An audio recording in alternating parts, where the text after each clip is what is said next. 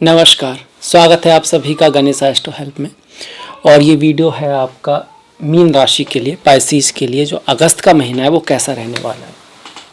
तो इसमें हम बात करेंगे आपका करियर, जॉब, पढ़ाई लिखाई, स्पिरिचुअलिटी, अध्यात्म, प्रेम जीवन, वैवाहिक जीवन, जीवन के सारे क्षेत्र देखेंगे। सबसे पहले आएंगे ग्रहों की स्थिति पर, किस राशि में है, किस भाव में है, कहाँ ग्रह गोचर कर रहा है, उसके आधार पर गणना करेंगे। फिर देखेंगे कि हम अपनी तरफ से क्या कर सकते हैं, कर्म के लेवल पर हम किन बातों का ध्यान रखेंगे, ज्योतिषी रेमेडी क्या है। तो सबसे पहले देखिए, आ जाते हैं ग्रहों की स्थिति पर। आप देख सकते हैं कि ये गुरु हैं, अपने ही भाव में, प्रथम भाव में गोचर कर रहे हैं। अब जिसका मीन लग्न है उनके लिए भी प्रथम भाव हुआ, और जिनकी मीन राशि है उसके लिए भी ये प्रथम भाव हुआ। शास्त्रों में दोनों से ही देखते हैं, लग्न से भी और राशि से भी। ज़्यादा इंपॉर्टेंट किससे होता है? राशि से ज़्यादा होता है, थोड़ा सा राशि से। कभी कभी लग्न इंपॉर्टेंट हो सकता है, अगर उसमें बहुत सारे ग्रह हों तो राशि से ज़्यादा देखते हैं, पर लग्न से भी देखते हैं। और ये आ गया आपका प्रथम भाव में गुरु, हंस नाम का महापुरुष योग बना के बैठा। द्वितीय भाव में राहु चल रहे हैं मेष राशि में। तृतीय भाव में आपके मंगल हैं वृषभ राशि में। मंगल यहाँ पर 10 तारीख को आएंगे, 10 से पहले वो यहाँ पर रहेंगे, अंगारक योग बनाएंगे। पर चूंकि 10 के बाद लगभग पूरे महीने तृतीय भाव में है, तो मंगल को यहाँ दिखाए। तृतीय भाव में मंगल का गोचर शुभ होता है। द्वितीय भाव में राहु का उतना अच्छा नहीं है, क्या है उस पर बात करेंगे। पंचम भाव में आप देख सकते हो शुक्र हैं कर्क राशि में। शुक्र का गोचर पंचम भाव में शुभ माना गया है, और यहाँ पर जो शुक्र आएंगे वो आपके 6 तारीख को आ जाएंगे। 6 से पहले चतुर्थ में रहेंगे, तो चतुर्थ में भी शुक्र का गोचर शुभ है। इसके बाद सूर्य यहाँ 17 तारीख को आएंगे। इस बार जो संक्रांति है, सिंभा संक्रांति जो है वो 17 तारीख को है। 17 से पहले ये जो सूर्य हैं वो आपके पंचम में रहेंगे। सूर्य का गोचर 6ठे भाव में शुभ माना गया, खास कर अपनी राशि में हो तो बहुत ही बढ़िया। बुध की अगर हम बात करते हैं, इसी राशि में सूर्य है, मतलब सूर्य का गोचर 17 तारीख के बाद बहुत ज़्यादा अच्छा है। बुध की अगर हम बात करें तो बुध जो है 6ठे भाव में है आपके, और 20 तारीख तक यहीं रहेंगे सिंह राशि में, 6ठे भाव में 20 तारीख तक। 20 के बाद सप्तम में जाएंगे, पर 20 तारीख लगभग पूरा महीना, तो यहाँ पर 20 तारीख तक यहाँ पर आपका ये 17 से लेकर 20 तक आपका बुध आदित्य योग बनेगा यहाँ पर। उसके बाद बुध जो है आगे निकल जाएंगे, सूर्य यहीं पर रहेंगे। और केतु की स्थिति आप देख सकते हो, केतु अष्टम में है, नवम दसम भाव खाली है। एकादश भाव में जो शनि महाराज है वो वक्री होते होते 12 जुलाई से आ चुके हैं, और पूरे जो अगस्त के महीने में जो रहेंगे वो यहाँ पर रहेंगे, एकादश भाव में रहेंगे। एकादश भाव में हर एक ग्रह को शुभ माना गया है, एकादश भाव में हर एक ग्रह अच्छा रिजल्ट देता है। तो ये तो होगी हमारे ग्रहों की स्थिति। अब आ जाते हैं इसके फल के ऊपर कि क्या फल रहेगा। देखिए, सबसे पहले देखते हैं जो बदलाव आ रहे हैं। बदलाव आएंगे तो सबसे पहले क्या बदला? एक तो सूर्य बदल रहे हैं इस महीने, गुरु तो वैसे ही है, अपने घर में बैठे हुए हैं, चामर नाम का राजयोग, हंस नाम का महापुरुष योग बनाकर बैठे हुए हैं। पर जो बदलाव आएगा उसी से पता लगेगा कि चेंज कैसे आए हैं। तो चेंज में क्या आया? सूर्य बदला आपका। सूर्य कहाँ है? 6ठे भाव में आए, और 6ठे भाव में सूर्य का गोचर शुभ माना गया, बढ़िया माना गया।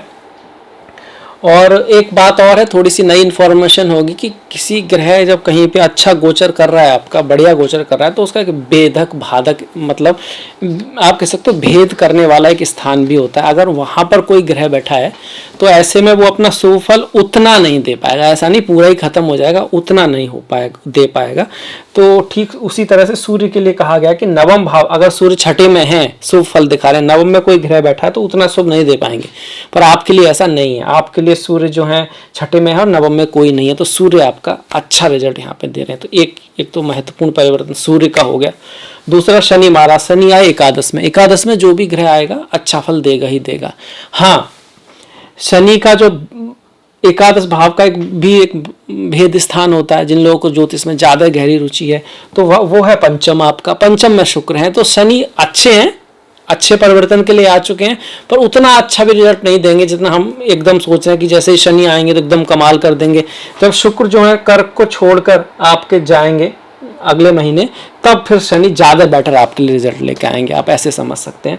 तो ये चल रहा है। तो नए चीज़ों में देखा जाए तो शनि बहुत बढ़िया हुए आपके, कहीं ना कहीं बेहतर तो हुए ही है। सूर्य भी बढ़िया हो गए, और मंगल भी, मंगल अब तक जो द्वितीय भाव में अपनी राशि में बैठे थे तो कहीं ना कहीं ठीक थे, पर अगर राहु नहीं होते तो ज़्यादा अच्छे थे।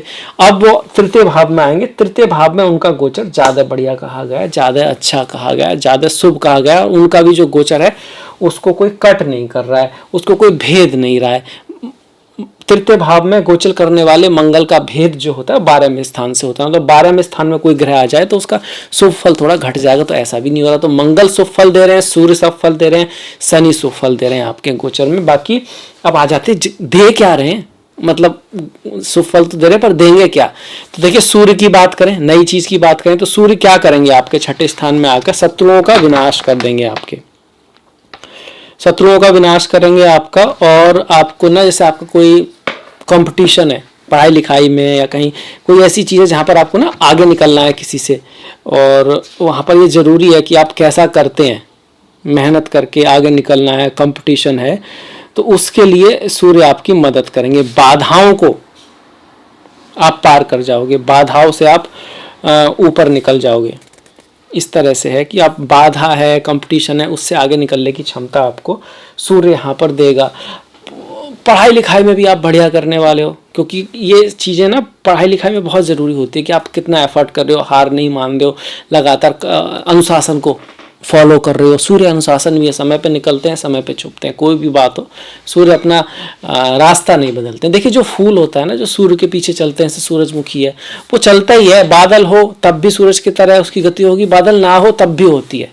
ये दिखाता है कि जिसको अपने गोल के प्रति, लक्ष्य के प्रति अगर समर्पण है, चाहता है बढ़ना, तो मुसीबतें आए या ना आए, वो व्यक्ति उसकी तरफ चलता ही रहता है, अपने गोल की तरफ बढ़ता ही रहता है, अपने आप को अपग्रेड करता ही रहता है। तो इस सूर्य से हमको सीखना चाहिए। सूर्य इस चीज़ को दिखाते हैं, प्रकृति में अनुशासन को दिखाते हैं। तो ये सारी चीज़ें भी हमें सूर्य का अगर रिजल्ट लेना है तो, क्योंकि सूर्य जो है क्या कर रहे हैं, बढ़िया रिजल्ट आपको दे रहे हैं इस महीने, पर उसके लिए आपको सूर्य की इन चीज़ों का भी ध्यान रखना होगा। सूर्य लॉयल्टी को दिखाते हैं, क्या आप अपने कर्तव्य के प्रति लॉयल हैं, अपनी जिम्मेदारियों के प्रति लॉयल हैं, गवर्नमेंट के प्रति, अपने पिता के प्रति। पिता सूर्य हैं, पिता जैसे जो लोग हैं उनके प्रति रेस्पेक्ट होना बहुत ज़रूरी है। आपका अगर अपने पिता के प्रति रेस्पेक्ट नहीं है, अपने से बड़ों के प्रति रेस्पेक्ट नहीं है, तो सूर्य आपके अच्छे भी हों कुंडली में, कहीं ना कहीं फिर आपको नेगेटिव फल आने लगेगा। तो इन चीज़ों को जीवन में उतारते भी रहना है, तभी जाके आपको ज्योतिष आपको रिजल्ट दे पाएगी। ईगो से बचना है। अच्छा सूर्य कभी कभी ईगो दे देता है। अब ईगो से क्या होगा, मैं तो पहले से ही बहुत कुछ हूँ, मुझे कुछ करने की आवश्यकता क्या है, अपने पास तो अपनी लेगेसी इतनी है, या फिर हम तो ये हैं वो हैं। इस चक्कर में व्यक्ति कर्म ही करना छोड़ देता है। तो ये मत सोचिए कि अच्छा ग्रह हमेशा सब कुछ अच्छा ही देगा, वो थोड़ा सा ये चीज़ें भी देता है, इस चीज़ का भी ध्यान रखना है। तो सूर्य का गोचर हो गया आपका, जो इस महीने बदलाव आ रहा है, कॉम्पिटिटिवनेस बढ़ने वाली है, एफर्ट आप बढ़ाएगा, रोग आप अगर कोई है तो वो ठीक हो सकता है, एग्ज़ाम वगैरह में आपको विजय प्राप्त हो सकती है। और इसके साथ साथ लड़ाई झगड़ा कोई बाई चांस होता है तो आपको विजय प्राप्त होगी। कोई भी ऐसा काम जहाँ पे एफर्ट की, हार्डवर्क की, मेहनत की ज़रूरत है। नौकरी लगने का योग है, अगर आप जॉब की तलाश कर रहे हो तो नौकरी लगने का योग है, खास करके सरकारी नौकरी के लिए अच्छा है। सूर्य यहाँ से 12वें भाव को देख रहे हैं तो विदेश वगैरह जाने का भी योग बनता है। अब बात करते हैं मंगल की, ये भी बहुत परिवर्तन हो रहा है। देखिए 10 तारीख तक तो मंगल द्वितीय भाव में रहेंगे। वाणी का विशेष ख्याल रखना है, धन के मामले में बड़ा सचेत रहना है, क्योंकि मंगल राहु दोनों द्वितीय भाव में रहने वाले हैं। धन आप एक्स्ट्रा खर्च कर सकते हो, कहीं ऐसी चीज़ों पर धन लगा सकते हो जहाँ जरूरी नहीं है। कुछ इस तरह का निर्णय ले सकते हो जो जहाँ पे धन वेस्ट हो जाए, कुछ इस तरह। हालांकि फॉरेन चीज़ों से धन आ सकता है, राहु जब होते हैं द्वितीय भाव में तो फॉरेन चीज़ों से आपको धन दे सकते हैं, पैसा दे सकते हैं।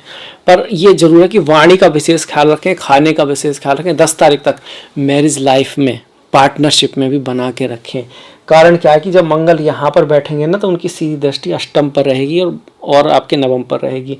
जो अष्टम पर जो दृष्टि है वो लाइफ आफ्टर द मैरिज, शादी के बाद की लाइफ है। आपका बिजनेस जब किसी से पार्टनरशिप हो जाती है ना, उसका जो रिजल्ट निकल के आता है वहाँ पर अधैर्यता हो सकती है, जल्दबाजी हो सकती है। आपका पार्टनर भी, उसकी वाणी में भी थोड़ी कटुता आ सकती है। तो वो क्या करें, सुन लें, आराम से ध्यान से सुन लें। और याद रखें कभी कभी आप भी कटु होते हैं, कभी कभी आप भी कुछ ऐसा कहते हैं, तो उस समय आपका पार्टनर इग्नोर ना करे तो क्या होगा।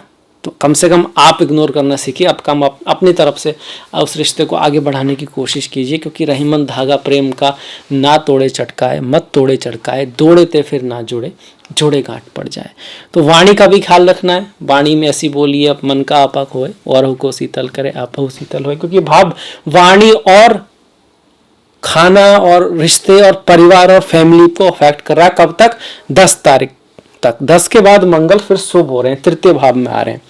अब तृतीय भाव में जब मंगल आएंगे, इनको अति शुभ कहा गया, लग्न से भी शुभ है और ये राशि से भी शुभ है। और तृतीय भाव का जो बाधक स्थान है वो 12वां है, वहां पर भी कोई ग्रह नहीं है।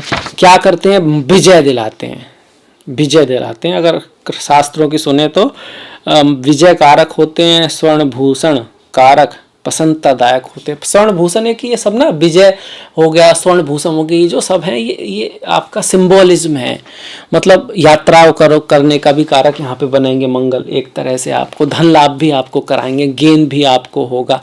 प्रसन्नता क्या होती है? आप किसी चीज़ में सक्सेसफुल हो जाओगे, आपकी कोई चीज़ हिट हो सकती है, आपका कोई प्रोजेक्ट है उसको सही कहा जा सकता है, अच्छा कहा जा सकता है। अगर स्टूडेंट हो तो आपकी पढ़ाई लिखाई बढ़िया चलेगी।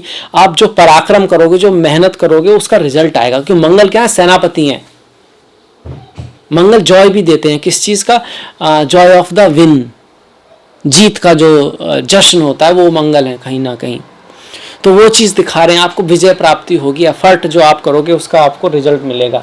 भाग्य का स्वामी जो है भाग्य को देख रहा, तो भाग्य भी आपको साथ देगा। हायर एजुकेशन के लिए भी अच्छा है ये, अगर आप पढ़ाई लिखाई कर रहे हैं तो उसके लिए बढ़िया है। तो ये परिवर्तन आ रहा है मंगल वाला। मंगल की फिर दृष्टियां भी होती हैं, मंगल की दृष्टियां होती हैं। ऐसे मंगल यहाँ से 1 2 3 4 छठे भाव पर और आपके नवम भाव पर दसम को देखने वाले।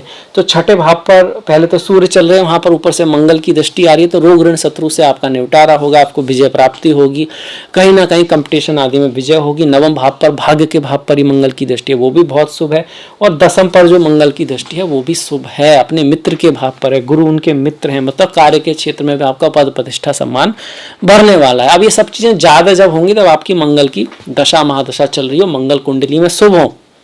ये भी बहुत गहरा बात है, गहरी बात है कि आपकी कुंडली में वो ग्रह शुभ होना चाहिए, तब वो गोचर में आपको शुभ फल देगा। मतलब जन्म स्थान, जन्म के समय ही मंगल अगर शुभ नहीं थे, या तो ऐसी राशि में थे, उनको उनके शत्रु ग्रह देख रहे थे, तब वो मंगल गोचर में अच्छे होंगे, तब भी थोड़ा बहुत ही फल दे पाएंगे, ज़्यादा फल नहीं दे पाएंगे। बुरे होंगे तो ज़्यादा रिजल्ट देंगे, क्योंकि वो जन्म कुंडली में ही बुरे हैं। तो जन्म कुंडली में प्रारब्ध है, वही डिसाइड करेगा कि आपको जो गोचर है उसका कितना। तो एक बार आपको अगर पता है कि कौन सा ग्रह जन्म कुंडली में अच्छा है, वो जब गोचर में अच्छा होगा तब आपको अच्छा फल मिलेगा। अगर बेकार ग्रह गोचर में अच्छा भी हो रहा है तो बहुत ज़्यादा फल नहीं दे पाएगा। इस चीज़ का ध्यान रखना। इसलिए शनि जिनकी कुंडली में बहुत अच्छे हैं तो उनकी 7.5 ढैया भी आती है, तब भी उनको कोई बहुत बुरा फल नहीं मिलता। थोड़ा बहुत चेंजेज आते हैं, संघर्ष आता है, वो हर किसी की लाइफ में आता है, कोई बहुत ज़्यादा नुकसान उनका नहीं होता है, क्योंकि शनि कुंडली में ही अच्छे हैं। तो ये बात भी ध्यान रखने की है। क्या करें? बाय चांस मंगल अच्छे ना हो तो हनुमान जी की पूजा करें, सुंदरकांड का पाठ करें। मंगल की जो दिशा है वो दक्षिण दिशा, दक्षिण की जो दिशा है वो साफ सुथरी हो, वहाँ पे कूड़ा कबाड़ा ये सब ना हो आपके उसमें, ये याद रखें। मंगल आपके मित्रों को दिखाते हैं, तो अपने फ्रेंड्स जो हैं उनके साथ अच्छा रिश्ते रखें। भाइयों को दिखाते हैं, उनके साथ अच्छे रिश्ते रखें। छोटी मोटी बात पर उनसे आप बिगाड़े नहीं। मंगल भूमि को दिखाते हैं, तो अपने जो भूमि है उसका सम्मान करें। भूमि को कभी भी किसी गलत तरीके से प्राप्त करने की कोशिश ना करें, आपके मंगल खराब हो जाएंगे अगले जन्म के लिए भी। अगर आपने अपने भाई की ज़मीन या किसी की भी ज़मीन के मामले में अगर बेईमानी या कुछ इस तरह का आप करते हैं तो ये याद रखिएगा। तो ये भी एक समझने की बात है कि भाई मंगल की जो चीज़ें हैं उनके साथ आपको अच्छे से रहना भी है, और मंगल जो दिखाते हैं उसको लाइफ में लाना भी है। जैसे मंगल पराक्रम है, मेहनत है, एफर्ट है, इच्छा शक्ति है, मंगल आपकी डिसिप्लिन है, अनुशासन है। जितना अनुशासन मंगल है वो कहीं नहीं है। कुछ लोग समझते हैं मंगल जो है ना वो जल्दबाजी है, आपका मंगल जो है बस काटना मारना है। डिसिप्लिन है मंगल। सेना में देखा है आप, सबसे बड़ा डिसिप्लिन रहता है, समय पे उठना, समय पे हर चीज़ का, और मंगल सेना को दिखाते हैं। तो वो बिगड़ा हुआ मंगल है जो अनडिसिप्लिन है। अच्छा मंगल वाला व्यक्ति बहुत ही ज़्यादा डिसिप्लिन होता है, डिसिप्लिन अनुशासन का, तो वो भी अपने अंदर लाना है, आपको मंगल अच्छा करना है। तो इसके बाद हम बढ़ेंगे गुरु के ऊपर। इसके बाद आ जाते हैं गुरु के ऊपर। तो अगर हम गुरु को देखते हैं तो आप देख सकते हैं अपनी राशि में बैठे हुए हैं, हंस नाम का महापुरुष योग बना रहे हैं, चामर नाम का राजयोग बना रहे हैं। चामर नाम का राजयोग तब बनेगा जब लग्न का स्वामी लग्न में हो और उस पर किसी शुभ ग्रह की दृष्टि भी पड़ रही हो। तो वैसे शुक्र की नौवीं दृष्टि हर एक ग्रह की भी होती है, थोड़ा बहुत पढ़ रही है पर पूर्णतः नहीं कह सकते, पर फिर भी यहाँ पर एक हंस नाम का राजयोग बना हुआ है। इस योग में जो लोग पैदा होते हैं ना वो बहुत नॉलेजेबल होते हैं, विजडम उनका बहुत हाई क्लास का होता है, बहुत बड़े बड़े लोग उसको सम्मान करते हैं, नॉलेज बहुत ज़बरदस्त होती है, ज्ञान उनके अंदर बहुत भरा हुआ होता है और फेम भी उनको मिलता है, व्यापार में भी बहुत अच्छा करते हैं, बच्चों का सुख बढ़िया मिलता है, भाग्य में उनका उच्च का होता है, उच्च कोटि का भाग मतलब अच्छे लोगों से अच्छे खानदान में जन्म लेते हैं, अपॉर्चुनिटी बढ़िया आती हैं और रिश्ते भी बढ़िया मिलते हैं उनको। ये कब होता है? जब जन्म पत्री में हो। अब गोचर में भी आप जाओगे तो थोड़ा बहुत ये आपको रिजल्ट देगा, पर अगर आप साहित्य पढ़ोगे, बुक्स पढ़ोगे, आप पारिजात, होरा शास्त्रा, तो आप पाओगे वहाँ पर गुरु का जो प्रथम भाव में गोचर है बहुत ज़्यादा बढ़िया नहीं कहा गया, पर फिर भी आप अगर ज्योतिषी देखोगे, यूट्यूब पर देखोगे तो आपको बहुत बड़ी बड़ी तारीफ करते हुए मिलेंगे।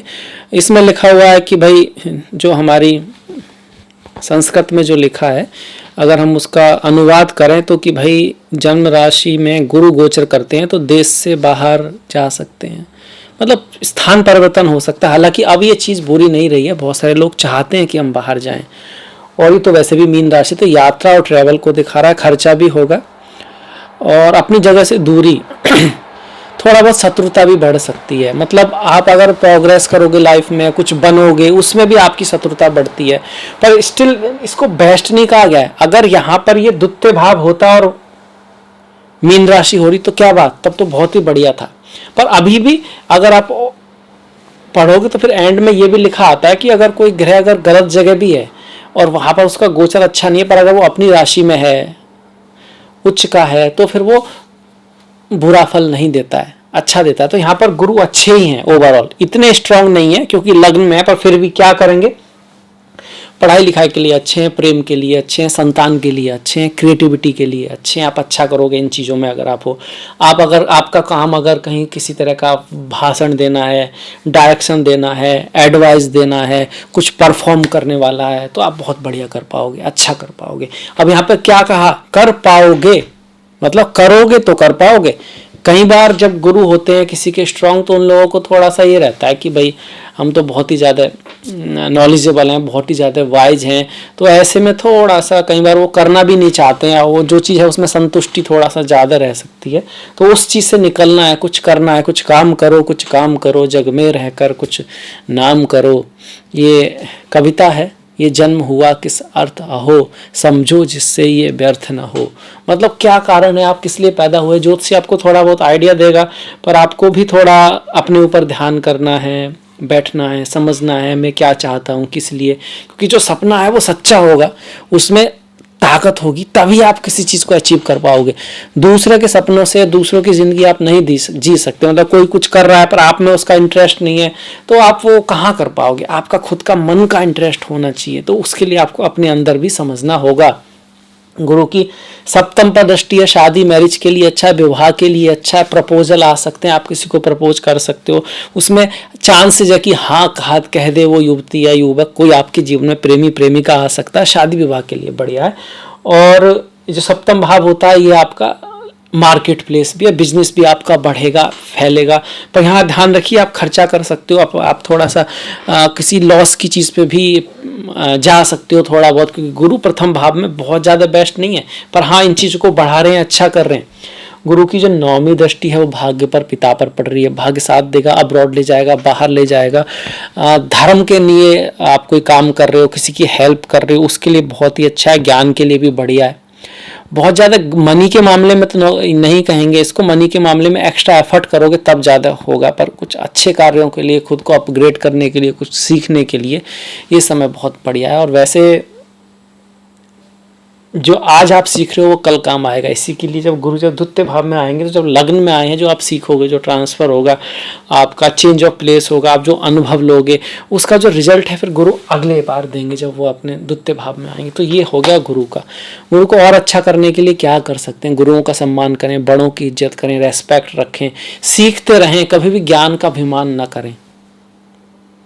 हमेशा ये समझें कि हमेशा सीखने के लिए हमेशा कुछ रहता है, बाकी रहता है। ऐसा कभी नहीं है कि आपने पूर्ण ज्ञान प्राप्त कर लिया किसी भी चीज़ का।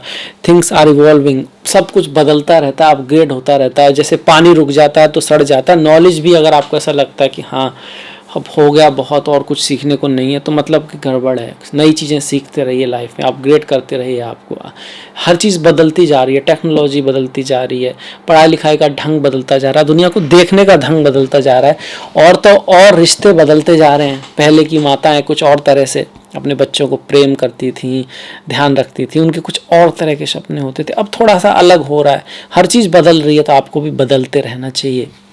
इसके बाद गुरु मंत्र तो है ही, ओम ग्राम ग्रीम ग्रोम सहा गुरुवे नमः। गुरु की सेवा करना, गुरु के प्रति आपके मन में रियल रेस्पेक्ट का होना, बड़ों के लिए रेस्पेक्ट का होना। जहाँ से भी आप कुछ सीख सकते हैं वही गुरु है, वही गुरु है। क्योंकि एक तो आप स्पेशली किसी व्यक्ति को गुरु मानते हैं, एक आप विजडम को ही गुरु मानते हैं। जहाँ से मिले वहाँ से अच्छा है, और जिससे मिले उससे बढ़िया है। उसमें उस व्यक्ति में कुछ माइनस भी हैं, वो एक अलग चीज़ है, पर आप जो उससे ज्ञान ले रहे हैं उसके प्रति आपके मन में श्रद्धा है, उसके प्रति आपके मन में कहीं ना कहीं आदर का भाव है। इसीलिए आप हिंदू धर्म में देखेंगे या सनातन धर्म में देखेंगे तो भोजन मंत्र है, भोजन की भी पूजा है, जल देवता हर चीज़ की है। क्योंकि उन सबसे हम कुछ सीख भी रहे हैं, कुछ ले भी रहे हैं, तो उसके प्रति कृतज्ञता है, क्योंकि वहाँ सब में गुरु है, देवता है, ईश्वर है।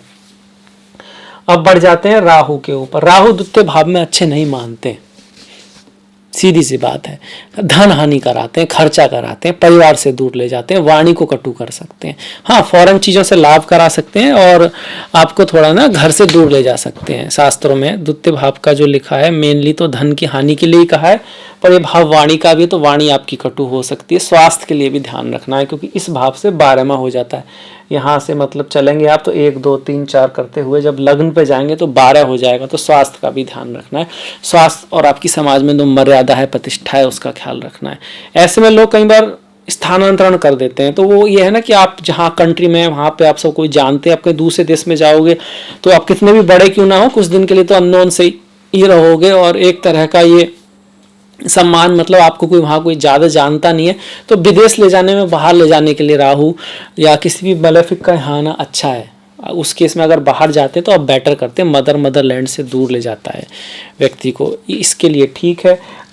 जमीन आदि के लिए ठीक से, जमीन आदि से आपको लाभ रह सकता है। कोई ऐसा काम जहाँ पर आप भाषण देते हो, बोलते हो, आपका फेस सामने आता है, आप कुछ एक्सप्रेस करते हो, वहाँ आपको थोड़ा सा, राहु है ना, राहु आएगा सामने तो थोड़ा सा वो फेम नेम आपको दे सकता है, उस चीज़ के लिए ठीक है। इसके बाद राहु को अच्छा करने के लिए क्या करें? राहु साउथ वेस्ट की डायरेक्शन को दिखाता है, उस डायरेक्शन को साफ रखें। वहाँ पर लाल रंग का बल्ब लगा के आप छोड़ सकते हैं। द्वितीय भाव में आ रहे हैं, द्वितीय भाव की जो डायरेक्शन है नॉर्थ वेस्ट है, उसको साफ सुथरा रखें। भगवान शिव की पूजा करें। राहु के लिए माँ दुर्गा की पूजा करें। शिव जी की पूजा जो आई वो भाव के हिसाब से आई, और राहु के हिसाब से हम नारायण की पूजा भी करते हैं।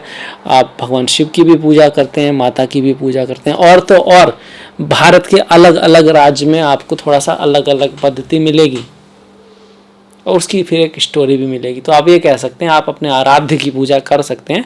मेनली माँ दुर्गा की पूजा करते हैं, क्योंकि ये महिषासुर मर्दिनी असुरों में से आते हैं, और वो माता ने असुरों का काफ़ी संहार किया था। उस तरह से आप कह सकते हैं असुरों में से आते हैं। असुरों का संहार किया था मतलब, असुर मतलब अपने अंदर की जो लोभ है, काम है, क्रोध है, ईर्षा है, अहंकार है, मद है, मात्सर है, आलस्य है, धोखा, ये सारी जो चीज़ें हैं वो अपने अंदर का राहु केतु हैं। जब वो बहुत ज़्यादा बढ़ेंगी तो राहु केतु खराब हैं आपके।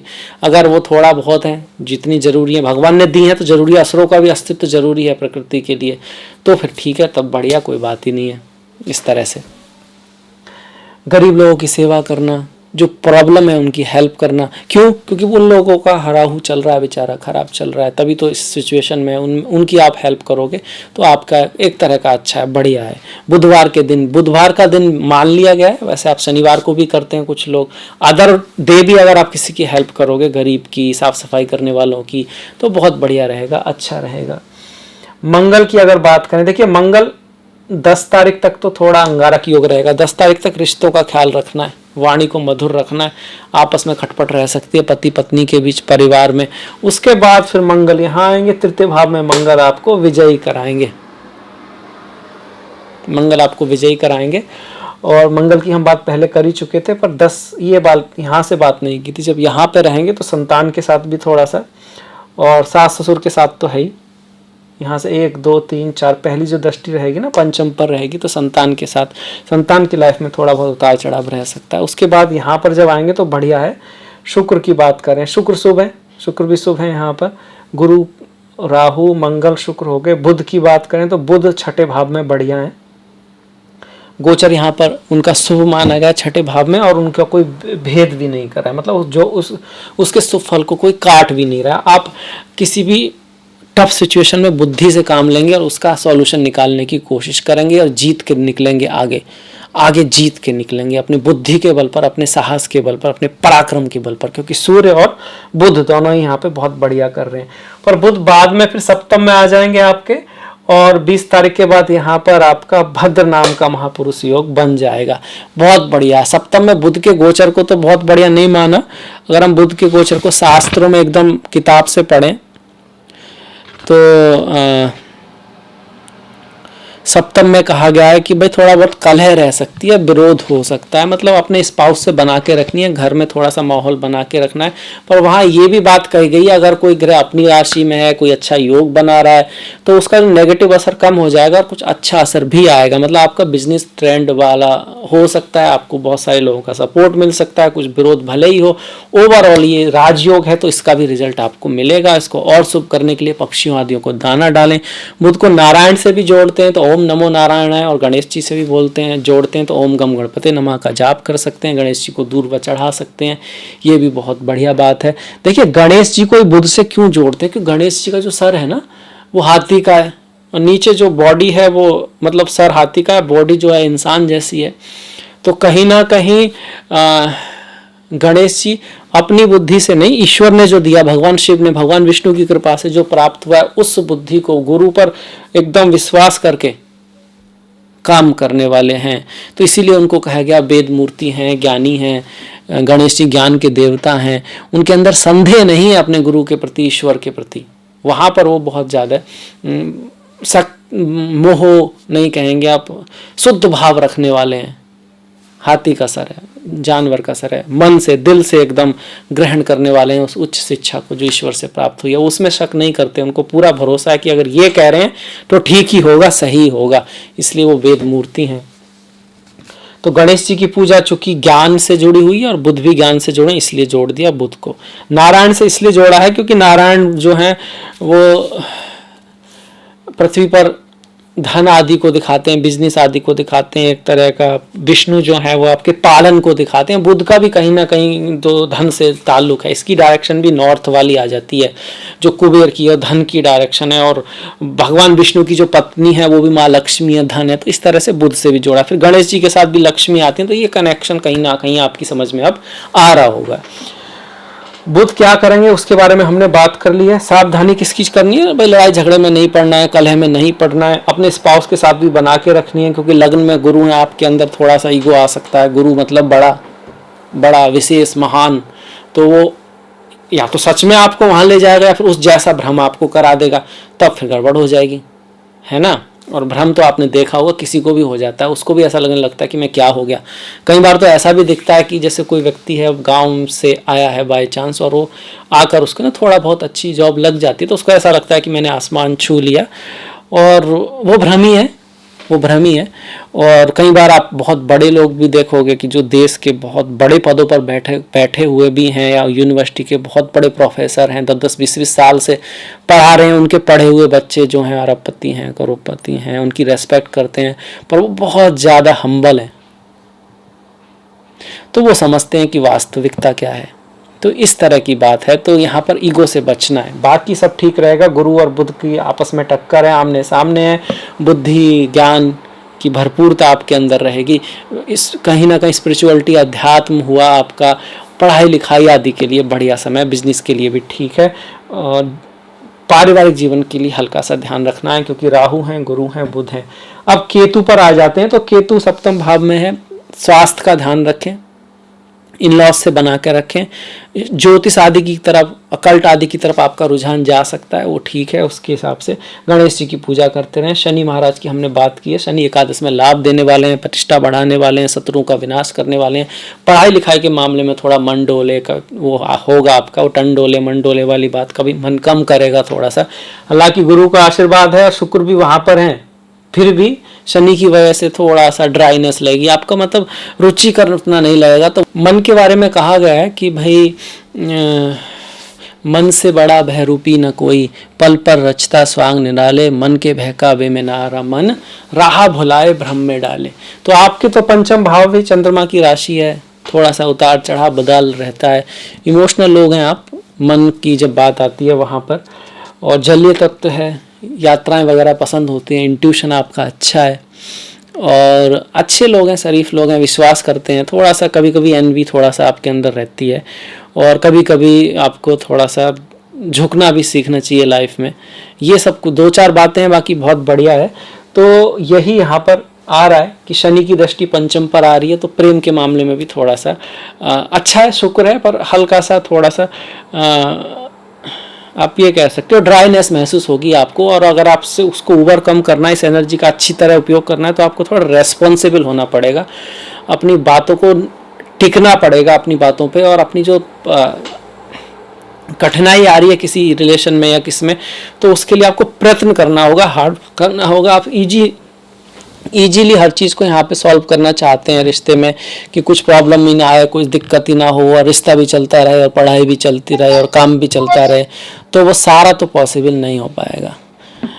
लाइफ में सब कुछ साथ में लेके चलना बहुत ज़्यादा ज़रूरी है। इस चीज़ को यहाँ पे शनि बताना चाह रहे हैं। वैसे शनि यहाँ पे अच्छा रिजल्ट देंगे, अगले महीने और भी ज़्यादा अच्छा देंगे, क्योंकि शनि जब एकादश में है तो इसका जो भेद स्थान है, मतलब वहाँ पर अगर कोई ग्रह होगा सूर्य को छोड़कर, राहु केतु को छोड़कर, तो शनि का शुभ फल थोड़ा सा कम हो जाएगा, क्योंकि शुक्र वहाँ रहेंगे इस वजह से। वैसे उनकी जो दृष्टियाँ हैं, देखिए लग्न पर आएगी, जहाँ पर गुरु बैठे हैं, गुरु पर अगर शनि की दृष्टि आती है तो बढ़िया है, वो लाभ कराती है आपको, प्रतिष्ठा बढ़ाने वाली है आपकी। आपको कोई पुराने लोग आपकी लाइफ में आ सकते हैं, कोई पुराना काम फिर से शुरू हो सकता है, कुछ पुराने रिश्ते जीवन में फिर से आ सकते हैं, क्योंकि गुरु शनि दोनों वक्री जो हैं वो रहेंगे। इस वजह से भी शनि की सीधी दृष्टि पंचम भाव पर है, उसकी हमने बात कर ली है। शनि की जो लास्ट है वो केतु पर पड़ाएगी, तो इन लॉस के साथ खासकर कि पत्नी की वाणी या पति की वाणी थोड़ी कटु रह सकती है। पति और पत्नी स्पाउस के धन में कुछ लॉस आदि हो सकता है, उसका ध्यान रखना है। बाकी स्पिरिचुअलिटी अध्यात्म की तरफ आपको रुचि रहेगी, कुछ इनहेरिटेंस आदि से आपको अचानक धन लाभ भी यहाँ पे हो सकता है। अब आ जाते हैं त्योहारों के ऊपर। 2 तारीख की नाग पंचमी है। नागों की किसी की कुंडली में काल शब्द दोष है या काल अमृत योग है, तो फिर अच्छा है उस दिन बहुत ज़्यादा, या कोई पंचमी के दिन पैदा हुआ है तो फिर नाग पंचमी का व्रत करना बहुत अच्छा रहता है। काल सर्प योग खराब नहीं होता है, काल अमृत योग तो और भी बढ़िया होता है। दोनों में अंतर है, बहुत अंतर है, दोनों में उल्टे हैं एक दूसरे के। सांप कौन है? जिसका सर राहु हो, पूंछ केतु हो। अगर इसका उल्टा हो जाए, मतलब कि सर को जो सर है वो केतु हो जाए, पूंछ राहु हो जाए, तो अमृत हो गया। ये ज्ञान की तरफ ले जाएगा आपको, स्पिरिचुअलिटी अध्यात्म की तरफ ले जाएगा। पता कैसे चलेगा? देखिए, पूंछ से सर की तरफ जाएंगे तो बीच में बॉडी आएगी, पूंछ से सर की तरफ जाएंगे तो बीच में बॉडी आएगी। मतलब केतु से राहु की तरफ जाएंगे और बीच में सारे ग्रह आएंगे तो काल सर्प योग। पर अगर आप केतु से राहु की तरफ जाएंगे जॉर्डिकली और कोई ग्रह नहीं है, सब दूसरी तरफ है, तो काल अमृत योग। या आप उल्टा कह सकते हैं, अगर आप राहु से केतु की तरफ चलें और सारे ग्रह आए तो फिर काल अमृत योग, जो ज्ञान को। काल अमृत योग के देवता कौन है? गणेश है। काल सर्प योग के माँ काली कह सकते हैं, चंडी या शिव जी कह सकते हैं। तो उनके अवतार के अनुसार फिर आपकी पूजा होती है, जिस ग्रह में वो हैं उस हिसाब से। जैसे कि अगर केतु 12वें भाव में है तो गजानन जो रूप है उसकी कर सकते हैं, वैसे विनायक की भी कर सकते हैं, ऐसा नहीं है, पर वो थोड़ा सा भाव वाइज भी स्पेसिफिक फिर ज्योतिष में दिया गया है। जैसे 12 ज्योतिर्लिंग है, उनमें से हर एक को पहला, दूसरा, तीसरा, उसमें अगर राहु है उसके अकॉर्डिंग वहाँ जाके कुछ पूजा पाठ कर सकते हैं, वैसे घर में भी कर सकते हैं, ऐसा भी कोई दिक्कत नहीं है, क्योंकि अथा पिंडे तथा ब्रह्मांडे सारे अपने अंदर ही हैं। अब आ जाते हैं अगला, 11 तारीख को रक्षाबंधन है आपका, बहुत ही शुभ त्यौहार है, भाई बहन के प्रेम का प्रतीक है, और 12 तारीख की पूर्णिमा है। 14 तारीख को आपकी तीज है, 15 तारीख को अपना इंडिपेंडेंस डे है, साथ में संकष्टी भी 15 तारीख को पड़ रही है, 19 तारीख को जन्माष्टमी है। हरे कृष्ण कृष्ण कृष्ण हरे हरे, हरे राम राम राम हरे हरे। भगवान कृष्ण का जन्मदिन की आपको बहुत बहुत शुभकामनाएं हो। और 30 तारीख की हरतालिका तीज है, 31 तारीख की गणेश चतुर्थी है, 8 तारीख को श्रवणा पुत्रदा एकादशी है, पुत्र प्राप्ति के लिए एकादशी का व्रत, 23 तारीख को अजा एकादशी है, 9 और 24 का प्रदोष व्रत है, 25 तारीख की शिवरात्रि है, 27 तारीख की भाद्रपद अमावस्या है, और 17 तारीख को जैसे सूर्य बदल रहे हैं जिसकी हमने बात की, तो 17 तारीख की संक्रांति है। तो ये हो गए हमारे त्योहार। तो आई होप आपको वीडियो अच्छा लगा होगा, पसंद आया होगा। तो प्लीज़ लाइक कीजिएगा, शेयर कीजिएगा, घंटी वाला बटन दबाना मत भूलिएगा। आपका सहयोग बहुत इंपॉर्टेंट है, इसको इसी तरह से बना के रखिएगा। आपसे मुलाकात होगी नेक्स्ट वीडियो में। मैंने डिस्क्रिप्शन में लिंक दिया इंस्टाग्राम, फेसबुक आदि का, तो आपका मन हो तो प्लीज़ फॉलो कीजिएगा, शेयर कीजिएगा, लाइक कीजिएगा। और नेक्स्ट वीडियो तक अपना ख्याल रखें, अपनों का ख्याल रखें, सभी का ख्याल रखें। नमस्कार।